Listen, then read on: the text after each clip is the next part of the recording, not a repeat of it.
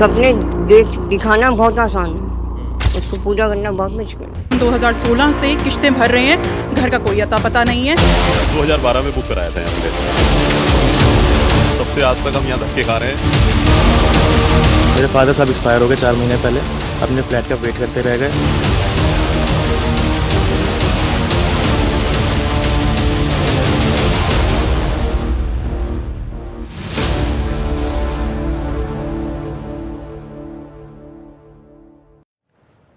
तो देखिए, एक छोटा सा घर खरीदने में एक आदमी अपनी पूरी जिंदगी की गाड़ी कमाई लगा देता है, लेकिन बिल्डर्स, डेवलपर्स, बैंक और कानूनी चक्कर में फंसकर लाखों होम बायर्स के हाथ में नहीं आती है अपने ही घर की चाबी। तो होम बायर्स को उनके घर पर पूरा अधिकार दिलाने के लिए, उनके घर के सपने को पूरा कराने में मदद करने के लिए एनडीटीवी इंडिया पर आज दिन भर चलेगी एक खास मुहिम। तो आप भी जुड़िए और दिन भर देखते रहिए एनडीटीवी मुहिम कि घर खरीदारों को इंसाफ कब, दिन भर एनडीटीवी इंडिया पर। तो एनडीटीवी की मुहिम में घर खरीदारों को इंसाफ कब, इस पर आप देखेंगे कि किस तरीके से लोगों के साथ धोखाधड़ी की जाती है और उनको किस तरीके से लगातार जो है गुमराह किया जाता है, और लोग जो है अपना पेमेंट करने के बाद भी अपना घर हासिल नहीं कर पाते हैं। और तमाम ऐसे लोग भी हमारे साथ जुड़ेंगे जो अपनी परेशानी बताएंगे कि किस तरीके से क्या क्या परेशानियों का सामना उन्हें करना पड़ रहा है। और मेरे जो सहयोगी हैं अलग अलग जगहों से आपको ऐसे बायर्स की कहानी बताएंगे, उनकी परेशानी बताएंगे कि किन किन परेशानियों का सामना बायर्स को करना पड़ता है। नोएडा, गाजियाबाद, गुरुग्राम, दिल्ली, मुंबई, बेंगलुरु से हमारे जो सहयोगी हैं वो हमारे साथ जुड़ेंगे और इस मुहिम में किस तरीके से लोगों की परेशानी है उसे हम सामने लाएंगे। एनडीटीवी की खास मुहिम में हम देश के अलग अलग हिस्सों में अपने सहयोगियों से जुड़ेंगे और होम बायर्स के हालात को और बेहतर तरीके से समझने की कोशिश करेंगे।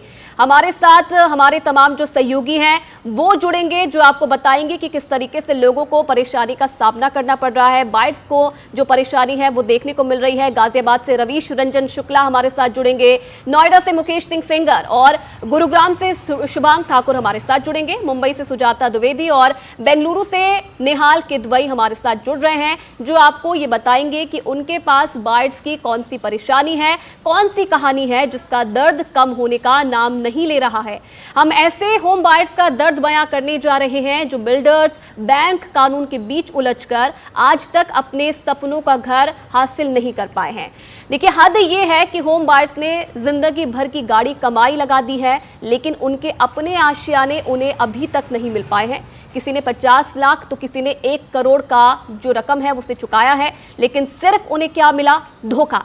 किसी ने एक बिल्डर के पास जमा किया तो बिल्डर ही अगली बार बदल गया और कुछ बिल्डर तो दिवालिया तक हो गए और घर अब तक नहीं मिल पाया है। कुछ लोगों को घर मिल भी गया तो कई सालों के बाद भी अब तक उस घर की रजिस्ट्री के लिए जो लोग हैं वो चक्कर काट रहे हैं। ऐसे तमाम वो सवाल हैं जिसका जवाब बिल्डर्स, बैंक या सरकार से नहीं मिल पा रहा। घर खरीदारों के ऐसे तमाम सवाल हम आज उठा रहे हैं और दिन भर की खास मुहिम में उसका जवाब भी तलाशने की कोशिश करेंगे। देश के कई हिस्सों में हमारे संवाददाता हैं जो सीधे पीड़ित होम बायर्स के साथ भी जुड़ेंगे और हमारे एक्सपर्ट पैनल भी ऐसी सारी समस्याओं के समाधान पर हम उनसे चर्चा करेंगे। लेकिन सबसे पहले हम अपने सहयोगियों के पास चलते हैं जो हमें बताएंगे कि वो दिन भर होम बायर की किस तरीके से कहानी देश भर के दर्शकों को बता रहे हैं। सबसे पहले हमारे सहयोगी रवीश रंजन शुक्ला का रुख हम करेंगे जो गाजियाबाद से हमारे साथ जुड़ रहे हैं। रवीश, एनडीटीवी की ये मुहिम जहां पर हम देख रहे हैं कि किस तरीके से जो बायर्स हैं वो करोड़ों का बकाया भी चुका देते हैं, करोड़ों की रकम भी चुका देते हैं, लेकिन बावजूद उसके उनको अपना आशियाना नहीं मिल पा रहा है। आपके पास ऐसे कितने बायर्स आए हैं और क्या क्या परेशानी उन्होंने आपको बताई है? जी देखिए, गाजियाबाद की अगर हम बात करें तो आप देख सकते हैं यहाँ पर तमाम सारे होम बायर्स हैं और सबसे बड़ी दिक्कत यह है कि कई सारी ऐसी सोसाइटियां हैं जो कि बैंकर्स और बिल्डर के साठगांठ से जो है वो जो होम बायर्स है उनके साथ में धोखा हुआ है। बैंक से लोन लेने के बावजूद एक कंडीशन होती है, सीएलपी कंडीशन उसको बोलते हैं, कि जितना निर्माण होगा उस हिसाब से पैसे का भुगतान होगा। लेकिन बहुत सारी जगहों से यह शिकायत आई कि बैंक ने 2 महीना 3 महीना बाद ही जो है वो 100% जो भुगतान है वो होम बायर्स का बिल्डर्स को कर दिया और बिल्डर्स ने कुछ दिन के बाद में अपने को दिवालिया घोषित कर दिया और उसके बाद में ये जो सोसाइटी है वो वीरान पड़ी हुई है। कई सारी जगहों पर इस तरीके की शिकायतें हैं कि फ्लैट बन गया है, रह भी लोग रहे हैं, लेकिन रजिस्ट्री नहीं हो रही है। रजिस्ट्री क्यों नहीं हो रही है? क्योंकि बिल्डर जो है वो अथॉरिटीज का पैसा नहीं जमा कर पा रही है। 100 करोड़ 200 करोड़ रुपया इस तरीके का बकाया है, उसके वजह से लोग जो है वो ठगे गए हैं।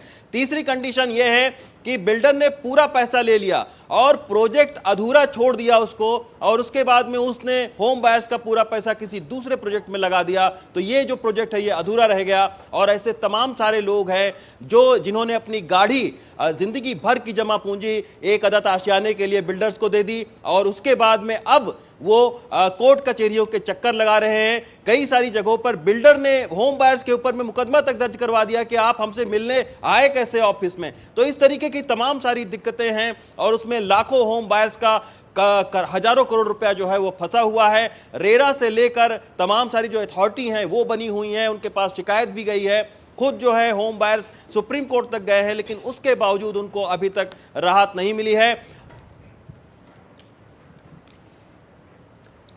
तो दिन भर इन्हीं समस्याओं की आज हम लोग बातचीत करेंगे कि होम बायर्स का आखिर पैसा क्यों अटका पड़ा हुआ है, आज बिल्डर क्यों अपने को दिवालिया घोषित कर देते हैं, और जब बैंकों के सामने ये कंडीशन है कि जितना बिल्डिंग पूरी होगी उस हिसाब से उसको पैसा भुगतान करना होगा बिल्डर्स को, तो आखिर बैंक क्यों सारा पैसा जो है वो बिल्डर को दे देते हैं। और अगर बिल्डर कोई दिवालिया हो जाता है तो होम बायर्स को अब क्या रिलीफ है, कहां से उसको राहत मिलेगी? बिल्कुल रवीश, तो गाजियाबाद के लोगों की परेशानी आपने बताई है। अब चलते हैं मुकेश के पास, नोएडा से मुकेश हमारे साथ जुड़े हैं। मुकेश, नोएडा में लोग सपना देखते हैं अपना घर बनाने का, अपना घर बार छोड़ के एक ऐसी सिटी में घर बनाने का जहां पर वो अपने सपनों को पूरा कर सके। क्या परेशानी बायर्स को नोएडा में आ रही है? क्या कहानी है जो उन्होंने आपके साथ बयां की है, और क्या वो इस पर अब चाहते हैं कि किया जाए? देखिए, आज हम पूरे दिन बात करेंगे नोएडा के स्पोर्ट्स सिटी प्रोजेक्ट की। ये करीब 798 एकड़ में फैला हुआ है, और ये जो स्कैम है नोएडा स्पोर्ट्स सिटी का, ये रियल एस्टेट के इतिहास में जो एक बड़ा स्कैम है, और करीब 9000 करोड़ का ये स्कैम है।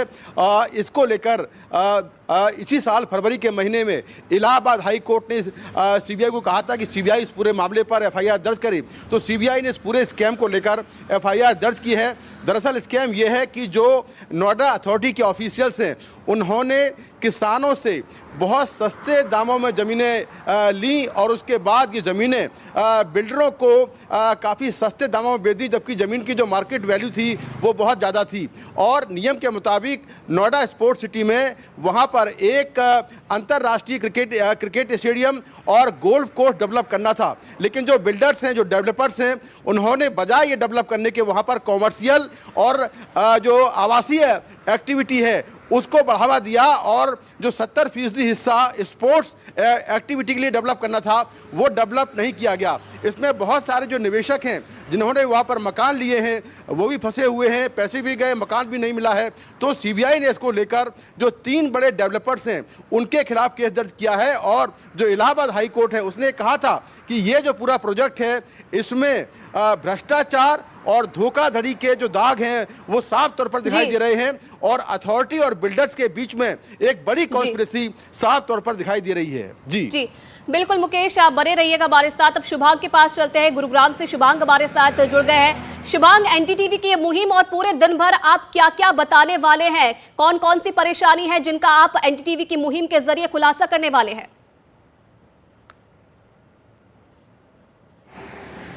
बिल्कुल, देखिए, क्योंकि गुरुग्राम में जो होम बायर्स हैं उनकी परेशानी पिछले 10-12 साल से चल रही है। जिस प्रोजेक्ट की मैं बात कर रहा हूं उसका नाम ग्रीनोपोलिस प्रोजेक्ट है, और यहाँ पर जो निवेशक थे, जो होम बायर्स थे, उन्होंने साल 2011-12 में पैसे लगा दिए थे घरों में, और 2015-16 में उन्हें वो घर मिल जाने चाहिए थे, लेकिन 10 साल से ज़्यादा का समय बीत चुका है और उन्हें ये घर अब तक नहीं दिए गए। और अब जो बिल्डर है वो ये साफ तौर पर जो आरोप घर खरीदारों द्वारा लगाया गया है वो ये है कि अब बिल्डर ने मना ही कर दिया कि वो फ्लैट्स नहीं देगा। कारण क्या है? दरअसल ये एक जॉइंट वेंचर था जो कि ओरिस इंफ्रास्ट्रक्चर और 3C के बीच था। 3C ने यहाँ पर घर खरीदारों से पैसे लिए, 600 करोड़ रुपए के आसपास जो थे वो पैसे लिए गए। 1800 फ्लैट्स यहाँ पर बनने थे, अब तक केवल 500 फ्लैट्स ही तैयार हुए हैं। लेकिन क्योंकि 3C ने बीच में अपना दिवाला घोषित कर दिया और वो पीछे हट गया, तो ओरिस इंफ्रास्ट्रक्चर आज कहता है कि अब मैं वो फ्लैट्स नहीं दूंगा जिन्होंने 3C को पैसे दिए थे। यानी कि अभी 800 से ज़्यादा जो होम बायर्स हैं उन्हें उनके घर नहीं मिले हैं। और ऐसी ही कुछ कहानियां मैं आपको आज लेके चलूंगा, जहां पर एक 23 साल के जो युवक है उन्हें अपने घर को संभालना पड़ रहा है क्योंकि उनके पिता की मौत हो गई। वो दरअसल इंतजार करते रहे कि कब उन्हें उनका घर मिलेगा। एक ऐसी महिला जो अपना परिवार चला रही हैं, खुद अकेली सोल अर्नर हैं, लेकिन उसके बावजूद उनके पास घर नहीं है, बैंक की ईएमआई है। तो इसी तरह की कुछ कहानियां हैं जो आज मैं आपके सामने लाऊंगा। बिल्कुल, एनडीटीवी की इस मुहिम के जरिए अलग अलग जो राज्य है वहां से हम ऐसी ही जो कहानियां हैं वो बयां करेंगे। निहाल किदवई के पास हम चलते हैं, बेंगलुरु से हमारे साथ निहाल जुड़ गए हैं। निहाल, पूरे दिन भर एनडीटीवी की ये मुहिम किस तरीके से और कौन कौन सी जो कहानियां हैं जो जिनका आप आज खुलासा करने वाले हैं, कौन कौन सी जो परेशानियां हैं जो देखने को मिलेंगी?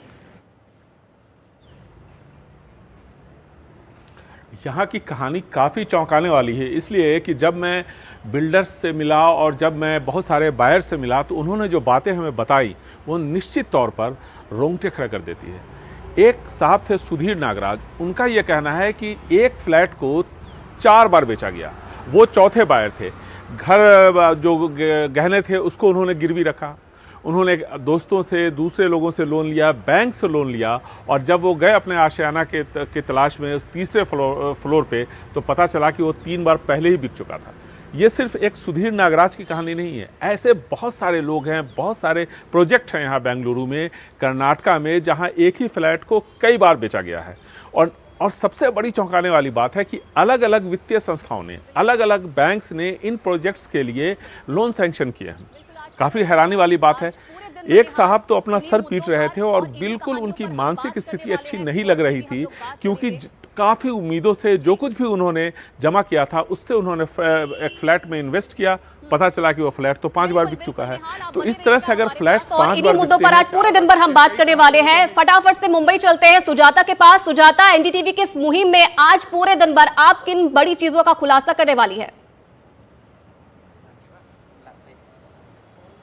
बिल्कुल, देखिए, मुंबई को माया नगरी तो कहा जाता है, लेकिन इसी के साथ ये सपनों का शहर कई लोगों के सपनों को पूरा नहीं कर पाता है। और ऐसे ही आज हम आपको दिखाएंगे दिन भर एनडीटीवी में मुंबई से देवीपाड़ा का वो किस्सा, जहां पर इस इलाके में लगभग 650 से भी ज्यादा परिवार अपने घर का इंतजार आज यानी 18 साल बाद भी कर रहे हैं, लेकिन इसके बावजूद उन्हें उनके सपनों का मकान अब तक नहीं मिला है। बात करें अगर बिल्डर की यहाँ पर, तो ऐसे कई सारे बिल्डर हैं जो यहाँ पर आए थे लेकिन घर बनाए बगैर वो यहाँ से चले गए। सबसे पहले इमारत को खड़ी की गई, लेकिन इमारत को उसके बाद तोड़ दी गई, जिसके चलते ऐसे लोग जिन्होंने उस बिल्डर पर ट्रस्ट किया था वो अब अपने घर को नहीं देख पा रहे हैं, जिसके चलते वो खुद यहाँ पर घर बनाकर कच्चा मकान बनाकर यहाँ पर रह रहे हैं। और ऐसे में आज पूरे दिन आप एनडीटीवी पर इसी प्रकार की खबरें देखेंगे, जहां पर मुंबई में ऐसे कई सारे बिल्डर्स हैं जो आते तो हैं, लोगों को सपने दिखाते हैं कि उन्हें उनका घर मिलेगा, कब मिलेगा उसकी तारीख ना बिल्डर को पता होती है ना उन लोगों को जो उस बिल्डर पर आश्वस्त कर कर अपने आप को बैठे रहते हैं। और ऐसे में देवीपाड़ा का जो किस्सा है, यहाँ पर अगर आप देखेंगी तो यहाँ पर 18 साल पहले एसआरए के अंतर्गत जो है बिल्डिंग्स बनाई जानी थी, लेकिन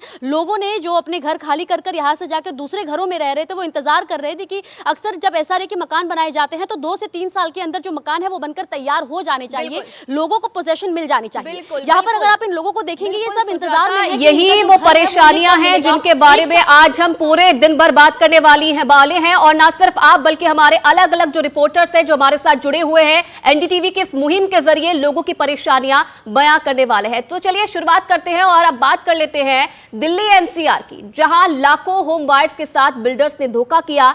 खास तौर पर नोएडा और गाजियाबाद में होम बायर्स के साथ धोखा हुआ है। सुप्रीम कोर्ट ने अब एक एसआईटी का गठन कर पूरे मामले की जांच करने को कहा है, लेकिन होम बायर्स इससे राहत नहीं मान रहे, बल्कि उनको डर है कि इस मामला इससे और लंबा खिंचेगा। देखिए, रेरा से केस जीतने के बावजूद 4 साल से फ्लैट क्यों नहीं मिल रहा है होम बायर्स को।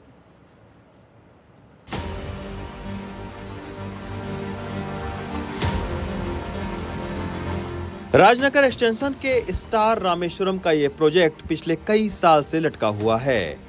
होम बायर्स का पूरा पैसा जा चुका है, यहाँ तक कि रेरा से कई लोग केस भी जीत चुके हैं, लेकिन फ्लैट्स अभी तक नहीं मिले हैं। हम में से बहुत सारे परिवार रेरा से जीत चुके हैं। रेरा में भी हमारे लोग जाते हैं, मिलते हैं, कहीं कोई सुनवाई नहीं है। हमारे लोग ऑफिस से छुट्टी लेके रेरा पे पहुंच रहे हैं। चेयरपर्सन से मिले थे लास्ट मंथ, हमारा पूरा एक ग्रुप गया था हमारे नागरिकों का, हमारे निवासियों का, लेकिन वहाँ पे सिर्फ हमें आश्वासन दिया जाता है कि हम बिल्डर को एक निहित तिथि दे रहे हैं जब आपको कार्रवाई की सूचना मिलेगी। मुझे नहीं लगता हमारे पास कोई कार्रवाई अभी तक हुई। मैंने रेरा में कंप्लेंट डाली, ऑनरेबल रेरा ने मेरे फेवर में केस भी कर दिया और बोला बिल्डर को कि आप इनके पैसे रिटर्न करिए सारे पैसे। लेकिन उसके बाद से बिल्डर ने आज तक मुझे कांटेक्ट नहीं किया। मैंने कई बार कांटेक्ट करने की कोशिश की, उनको मेल भी किया, कोई भी उनसे कांटेक्ट नहीं हो पाया। मैंने है ना 2016 में बुक किया, 2018 में मेरे को मिलना था पोजीशन इसका, और मैंने 36 लाख रुपए पेड कर रखा है इसका फ्लैट का पूरा, और 90% मेरा जा चुका है। 40 लाख का फ्लैट है, 36 लाख रुपए से ऊपर जा चुका है। और मैं क्या कर रहा हूँ, रेंट पे भी रह रहा हूँ और EMI भी भर रहा हूँ रेंट की। निशा गुप्ता उम्र 70 साल है। अधूरे पड़े फ्लैट्स के सामने ही वो किराए पर रहती हैं। अधूरे पड़े प्रोजेक्ट के सामने बिल्डर ने होम बायर्स को किराए पर फ्लैट मुहैया कराए थे, लेकिन बीते 3 साल से बिल्डर ने ना किराया दिया है और ना ही फ्लैट। कई लोगों की मौत फ्लैट का इंतजार करते करते हो गई है।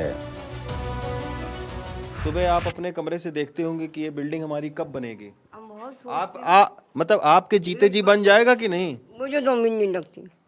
नहीं उम्मीद लग रही है। सपने दिखाना बहुत आसान है, उसको पूरा करना बहुत मुश्किल है। ये बिल्डर लोग होते ही ऐसे नालायक हैं। तो आपने पूरी जमा पूंजी इसमें लगा दी फ्लैट? मैंने 60% दिया है। 60%? जी हाँ। फिर भी आपने 15 लाख 16 लाख दिया, वो तो अलग रहा। जब 60% दिया तो उन्होंने हमें रहने के लिए फ्लैट दिया है। एग्रीमेंट किया था हमारे से, और जब मतलब हमारे एग्रीमेंट में लिखा है कि जब तक पोजीशन नहीं मिले, पोजीशन आपको मिल जाएगा, तब तक ये फ्लैट आपके पास रहेगा। अच्छा, तो उसका किराया दे रही हैं आप? नहीं, हम नहीं देते हैं। अब जिसका फ्लैट है उसका भी बिल्डर से एग्रीमेंट था, तो बिल्डर उनको देता था। पता नहीं देता है बिल्डर या नहीं देता, मुझे नहीं मालूम। राजनगर एक्सटेंशन ही नहीं, ग्रेटर नोएडा तक में सुप्रीम कोर्ट ने कई प्रोजेक्ट को टेक ओवर करके दूसरी पार्टियों को इसे बनाने के लिए कहा है, लेकिन उसके बावजूद फ्लैट्स मिलने में देरी हो रही है।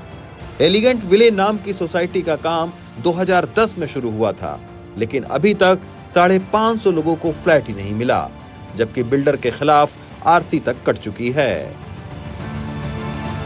रेरा से आरसी इशू हुई है, रिकवरी सर्टिफिकेट इशू हुआ सितंबर 2021 में, और वो जो सर्टिफिकेट है वो डीएम के पास गया। डीएम ने उसको आगे फॉरवर्डिंग किया। मैंने भी कम्युनिकेशन किया डीएम को भी और बिल्डर को भी, बट वहाँ से कोई रिप्लाई रिसीव नहीं हुआ। और टिल डेट आज तक जो है 3 मैं रिमाइंडर्स जो है रजिस्टर पोस्ट के थ्रू भेज चुका हूँ, बट अभी तक कुछ भी जो है रिप्लाई नहीं मिला है कि कब तक पोजेसन मिलेगा, कब तक कंप्लीशन होगा, कब तक OCCC ये लोग देंगे, और जो पेंडेंसी है वो कब क्लियर होगी। यहाँ पर कुछ नहीं है। अगर ये ई टावर है और इसमें जो कुछ फ्लैट्स हैं जो मैं देख रहा हूँ मेरे आसपास भी हैं, हार्डली अगर वो 10-15 दिन देगा ना, मैक्सिमम 1 महीने में पूरा बन के रेडी हो जाएंगे, लेकिन पता नहीं क्यों डिलीवरी नहीं कर रहे हैं। अब हालांकि कहने को तो आपका रेरा बना हुआ है, NCLT बना हुआ है, सारी चीज़ें बनी हुई है, लेकिन देखिए ना अभी जैसे भाई ने बोला क्या हुआ इनका, मतलब चल रहा है, केस आ जाता है, वर्डिक्ट आ जाता है, फिर भी बिल्डरों से मतलब कुछ नहीं करते वो लोग। एक अनुमान के मुताबिक अकेले ग्रेटर नोएडा में ही 50,000 से ज्यादा फ्लैट्स लोगों के फंसे हुए हैं। नोएडा अथॉरिटी पर तो अकेले 8 बिल्डरों का 1,000 करोड़ से ज्यादा का बकाया है, लेकिन भ्रष्ट अधिकारी और बिल्डर्स की साठगांठ में लाखों होम बायर्स बुरी तरह फंस गए हैं। ग्रेटर नोएडा से सचिन गुप्ता के साथ रवीश रंजन शुक्ला, NDTV इंडिया। तो देखिए तमाम बायर्स की परेशानी आपने सुनी, और ऐसे बायर्स की मदद करने के लिए NDTV इंडिया आज दिन भर चला रहा है एक खास मुहिम। दिन के 11:57 पर हम आपको ले चलेंगे गाजियाबाद और गुरुग्राम, जहां घर खरीदने वालों की कहानी उन्हीं की जुबानी आपको सुनवाएंगे और अपने खास एक्सपर्ट से भी चर्चा करेंगे। तो आप भी जुड़िए और दिन भर देखते रहिए NDTV मुहिम, घर खरीदारों को इंसाफ कब, दिन भर NDTV इंडिया पर।